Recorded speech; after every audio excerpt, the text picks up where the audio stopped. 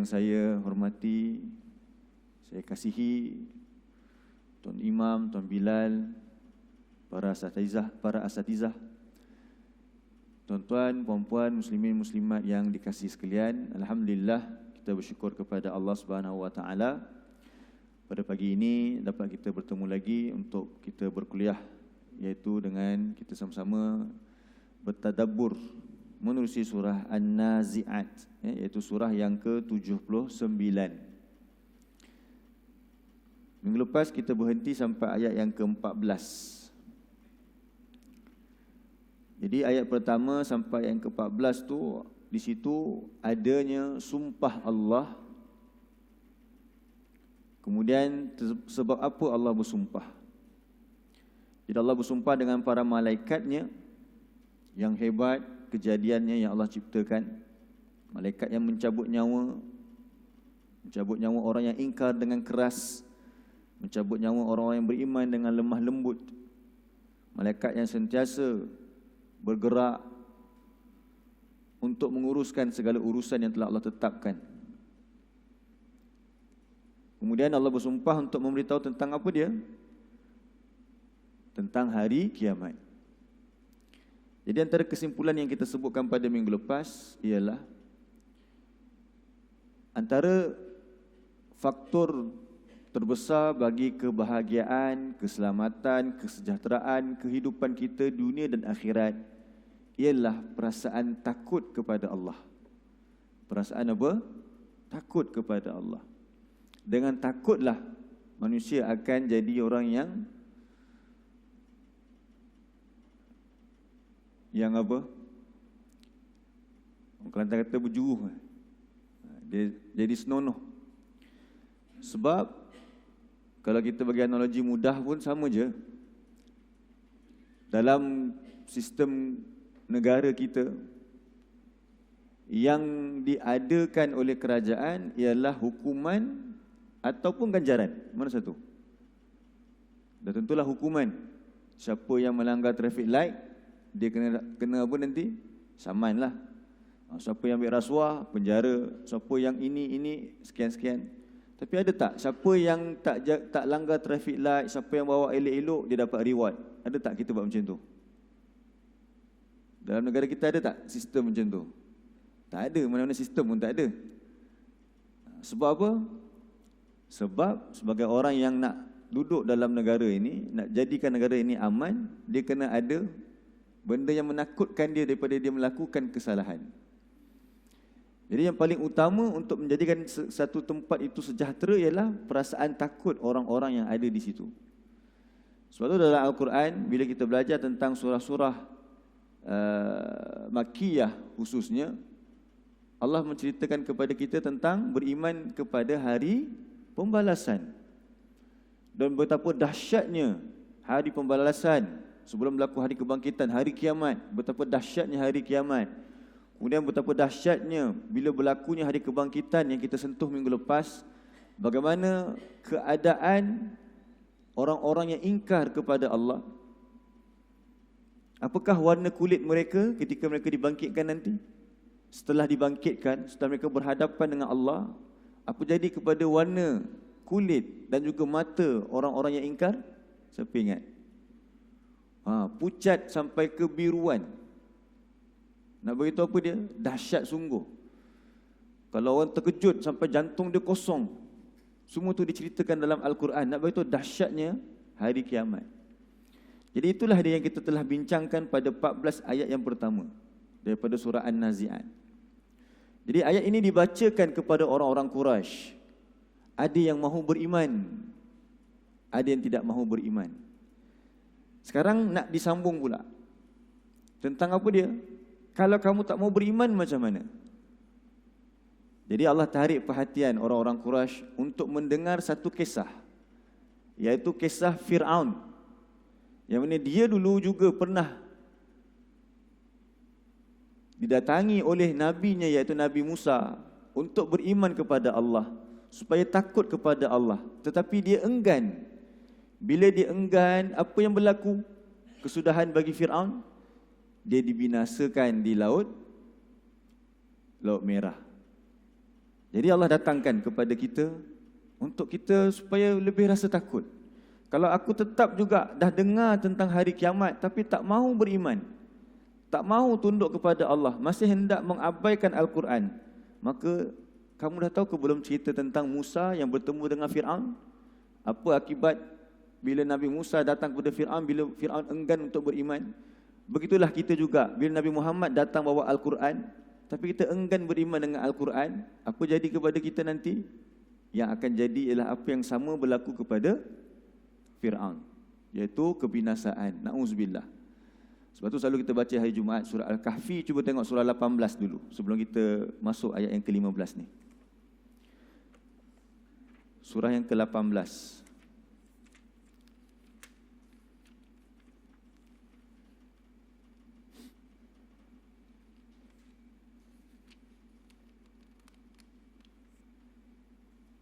Ayat 55. Ayat 54 dulu. 18 54.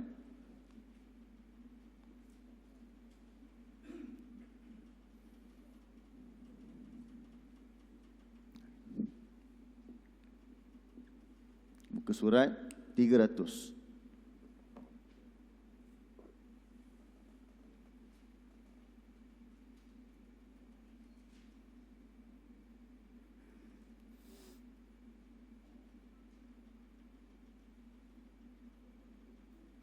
Surat 300. A'udzu billahi minasy syaithanir rajim. Wa laqad sarrafna fi hadzal qur'ani lin-nasi min kulli mathal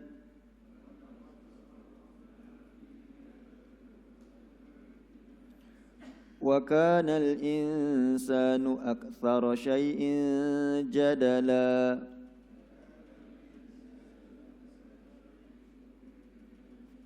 Demi sesungguhnya kami telah berulang-ulang dalam Al-Quran ini untuk manusia daripada tiap-tiap perumpamaan ataupun sifat-sifat. Jadi dalam Al-Quran ni Allah ulang-ulang cerita tentang satu perumpamaan-perumpamaan, yang kedua tentang sifat-sifat. Masal ni kita boleh terjemah juga sebagai sifat. Jadi sifat orang beriman macam mana, sifat orang yang ingkar macam mana, contoh-contohnya macam mana Fir'aun. Kalau kisah Fir'aun ni, surah apa kita akan dengar? Surah An-Nazi'at satu. Nanti kalau tuan-tuan buka surah 28, surah Al-Qasas ada. Tuan-tuan buka surah Toha ada. Surah Al-Baqarah pun ada. Berapa kali Allah cerita tentang Fir'aun, Nabi Musa, berulang-ulang. Tapi kata Allah apa dia? Wa kanal insan. Adalah manusia itu, aktsara, kebanyakannya, jadala, apa dia? Orang yang suka membantah. Jadi yang kita takut kebanyakan. Kita tiap minggu dengar ayat Quran, tapi kita tetap tidak mau beriman, itu yang kita takut. Kemudian 55. Wa ma mana'an nas an yu'minu idh ja'ahumul huda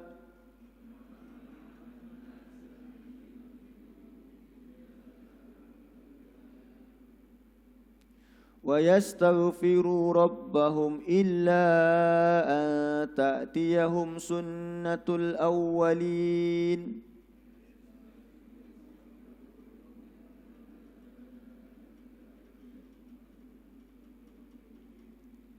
aw ya'tiyahumul adzabu qubula. Dan tidak ada sesuatu pun yang menghalang manusia untuk beriman ketika petunjuk itu, iaitu Al-Quran itu datang kepada mereka. Dan yang menghalang mereka untuk memohon ampun kepada Tuhan mereka, melainkan mereka itu, apa dia? Menunggu kedatangan ketetapan yang telah Allah tetapkan bagi orang-orang terdahulu. Maksudnya apa dia? Bila kita dah cerita dah tentang azab-azab Allah, tentang Fir'aun yang telah dibinasakan oleh Allah, tak ada rasa takut apa-apa. Jadi seolah-olah apa dia? Kenapa tak mau beriman ni? Seolah-olah menunggu pula giliran dia untuk mendapat sebagaimana sunnatul awwalin, iaitu hukum yang telah Allah lakukan kepada orang-orang terdahulu sebelum mereka. Jadi sepatutnya bila kita dengar peringatan, terus beriman, tunduk kepada Allah. Tapi ini tidak. Dia tidak takut. Jadi seolah-olah apa dia? Menunggu pula giliran dia untuk mendapat hukuman daripada Allah. Na'udzubillah. Au ya'tiyahumul azabu qubula. Atau datangnya azab atas mereka dengan nyata. Jadi Allah hantar Nabi itu tujuan dia untuk memberi peringatan. Baik, ayat 56. وَمَا نُرْسِلُ الْمُرْسَلِينَ إِلَّا مُبَشِّرِينَ وَمُنذِرِينَ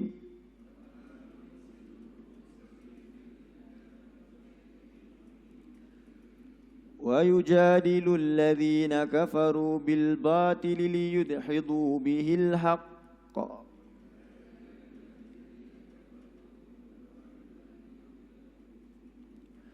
وَاتَّخَذُوا آيَاتِي وَمَا أُنذِرُوا هُزُوًا.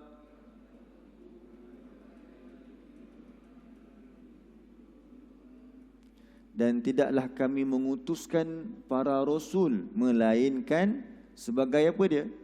Pembawa khabar gembira bagi orang yang beriman untuk masuk ke dalam syurga. Wa munzirin, dan pemberi peringatan berupa ancaman bagi orang-orang yang ingkar kepada Al-Quran. Tapi apa yang berlaku?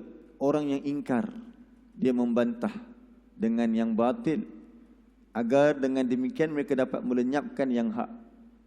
Dan mereka menjadikan ayat-ayat Allah, ayat-ayatku dan apa yang diperingatkan terhadap mereka sebagai perkara olok-olok, perkara yang main-main sahaja. Jadi tak serius. Satu lagi ayat 57. وَمَنْ أَظْلَمُ مِمَّنْ ذُكِّرَ بِآيَاتِ رَبِّهِ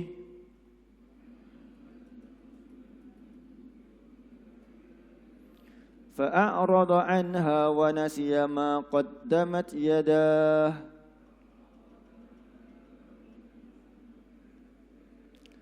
إِنَّا جَعَلْنَا عَلَى قُلُوبِهِمْ أَكِنَّةً أَنْ يَفْقَهُوهُ وَفِي آذَانِهِمْ وَقْرًا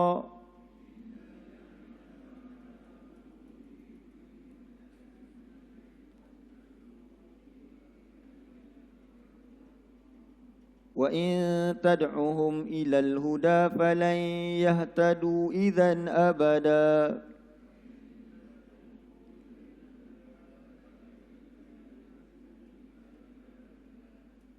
Jadi Allah tanya, maka dan siapakah yang paling zalim dibandingkan dengan orang yang apabila mereka itu telah diingatkan terhadap ayat-ayat Tuhan mereka, telah disebutkan kepada mereka ayat-ayat Tuhan mereka, Tuhannya.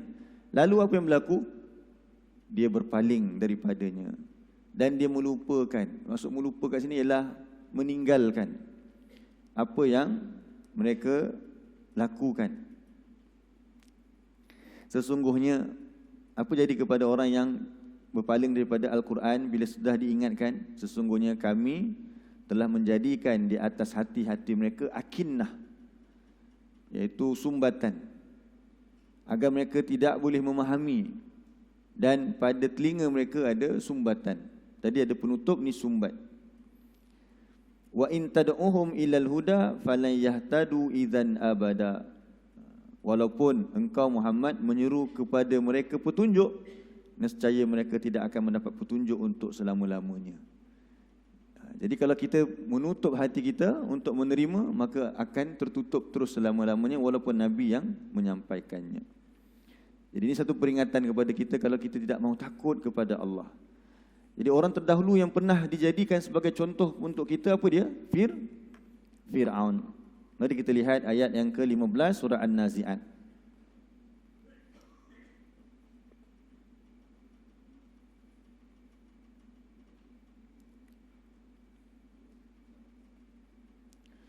Muka surat 583.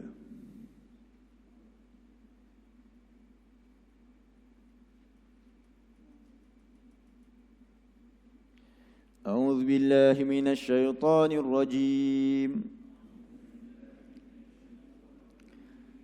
هل أتاك حديث موسى إذ ناداه ربه بالوادي المقدس طوى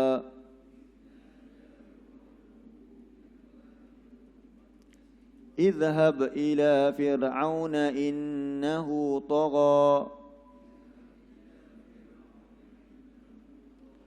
فقل هل لك إلى أن تزكى وأهديك إلى ربك فتخشى فأراه الآية الكبرى فكذب وعصى ثم أدبر يسعى فحشر فنادى فقال أنا ربكم الأعلى فأخذه الله نكال الآخرة والأولى.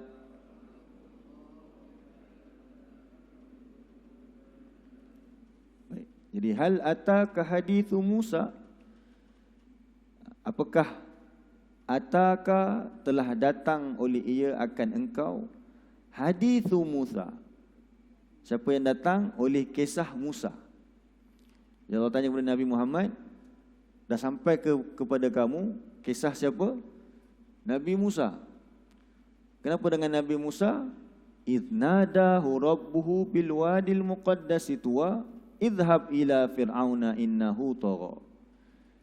Jadi kisah bila? Tatkala nadahu rabbuhu, telah menyuruh oleh ia akannya, oleh Tuhan baginya di satu lembah yang suci atau yang disucikan, iaitu lembah tua.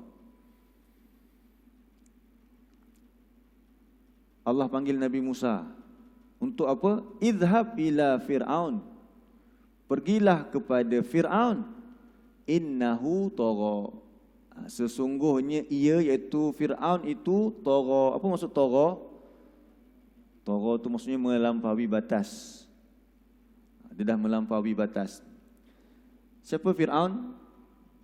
Antara yang dia lakukan, kalau kita baca dalam surah Al-Baqarah, tengok surah 2 ayat 49.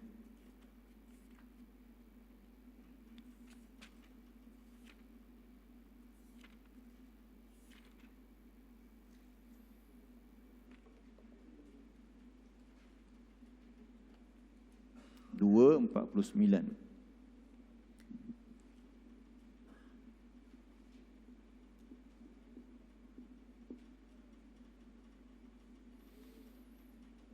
Ke surat 8.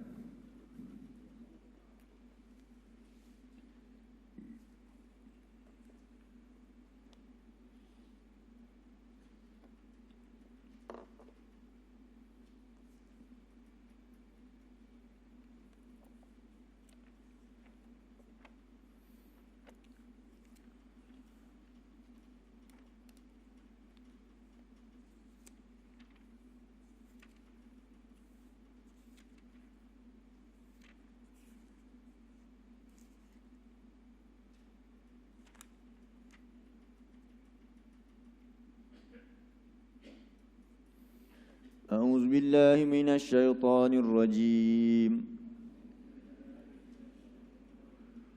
وإذ نجيناكم من آل فرعون يسومونكم سوء العذاب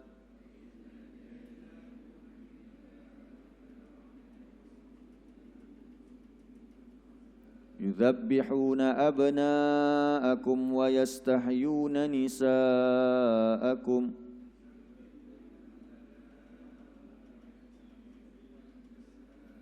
وفي ذلكم بلاء من ربكم عظيم.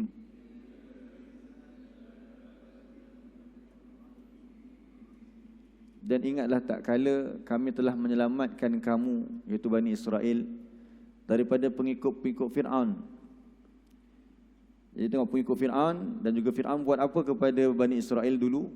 Yasumunakum su'al azab. Mereka menimpakan akan kamu siksaan yang keji.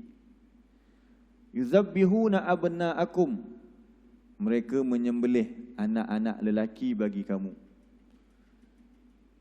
Wa yastahyuna nisaakum, dan mereka membiarkan hidup anak-anak perempuan bagi kamu. Ini satu bentuk penyiksaan.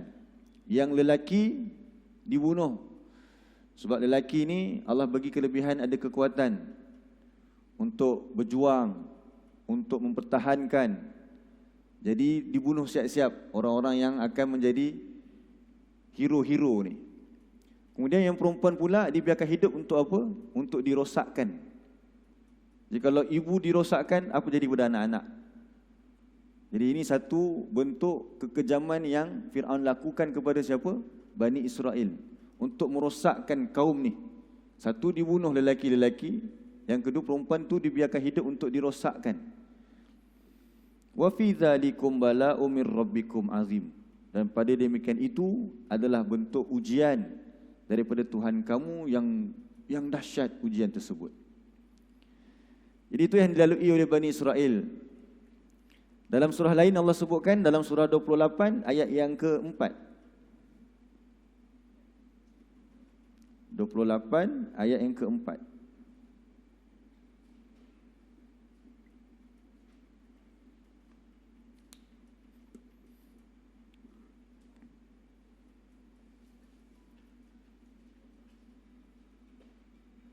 Muka surat 385.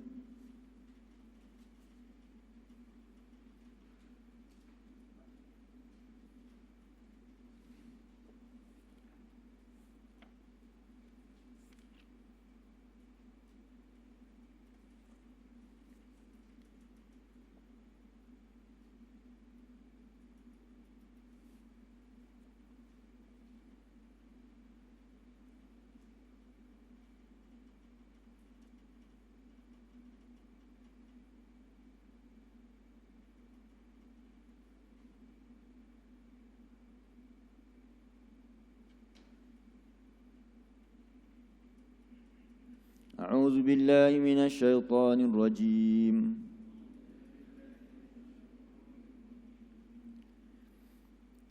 Inna fir'auna 'ala fil ard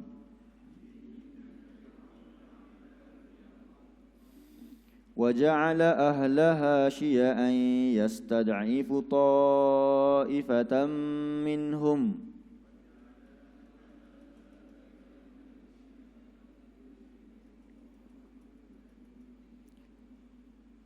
yudhabbihu abna'ahum wa yastahyi nisa'ahum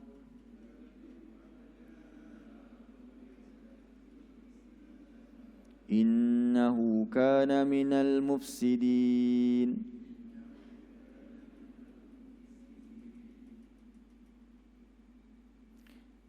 Sesungguhnya Fir'aun ala fil ard, dia meninggikan diri dia di muka bumi ini. Jadi Fir'aun bukan sahaja dia sombong, tapi dia mengaku sebagai Tuhan. Apa lagi Fir'aun buat? Wa ja'ala ahlaha syi'an, dia menjadikan rakyatnya berkelompok-kelompok. Kita panggil apa dasar apa tu? Pecah perintah. Dia pecah-pecahkan golongan ni supaya apa jadi? Supaya kaum ni dengan kaum ni, bangsa ni dengan bangsa ni, mereka saling sibuk untuk bercakaran. Yang mana kerosakan yang dibuat dekat atas itu tidak dilayan. Mereka saling sibuk. Yang ni sibuk dengan kaum ni, ini sibuk dengan kaum ni. So Fir'aun boleh kekal terus membuat kezaliman di atas. Yastad'ifu ta'ifatan minhum, dia menindas segolongan di antara mereka. Jadi segolongan tu apa dia? Bani Israel tadi. Jadi kaum Kipti memang anti dengan Bani Israel. Itu mereka pecah belahkan, dia pecah belahkan rakyat dia. Kemudian pula sebahagiannya tu dia tindas, iaitu Bani Israel yang tadi kita baca, dia membunuh anak-anak lelaki mereka dan membiarkan hidup wanita-wanita ataupun anak-anak perempuan mereka. Sesungguhnya ia kana minal mufsidin. Sesungguhnya Fir'aun itu adalah ia daripada kalangan orang-orang yang melakukan kerosakan. Jadi Fir'aun ni banyak dia buat, mengaku Tuhan, kemudian pecah belahkan rakyat dia, kemudian dia sombong, kemudian dia menindas kaum yang lemah, Bani Israel. Jadi kalau kita kata orang yang macam ni perangai dia, apa pandangan kita terhadap dia? Apa harapan kita tengok dia? Mungkin kita kata apa dia ni? Tak ada harapan dah orang ni. Betul kan? Tapi Allah kata dalam kepada Nabi Musa apa dia? Pergi jumpa Fir'aun. Kenapa Allah suruh Nabi Musa jumpa Fir'aun? Fir'aun yang sejahat begitu pun Allah masih lagi bagi peluang untuk dia kembali kepada Allah. Jadi surah An-Nazi'at tadi juga bukan saja nak cerita kepada kita bahawa tentang, kita tahu akibat Fir'aun lepas dia didakwah oleh Musa, dia terima tak? Dia tak terima, kemudian nanti dia dibinasakan. Itu satu peringatan bahawa kalau kita tinggalkan Al-Quran juga, walaupun dah sampai kepada kita, kita juga akan diazab oleh Allah. Satu. Yang kedua juga peringatan kepada orang yang beriman dan kepada Nabi Muhammad, yang dia ni da'i. Apa maksud da'i? Pendakwah. Jadi pendakwah ini dia tidak boleh ikut apa yang dia sangka. Tengok ni tak boleh buat apa dah ni. Ataupun nak pula kan geng lain ke? Lagilah anti. Tapi Fir'aun sekalipun Allah suruh Nabi Musa untuk berdepan dengan Fir'aun untuk apa dia? Menyampaikan risalah yang benar. Cuba tengok apa Allah kata kepada Fir'aun. Apa Allah kata kepada Nabi Musa kepada Fir'aun. Baik, buka balik surah 79.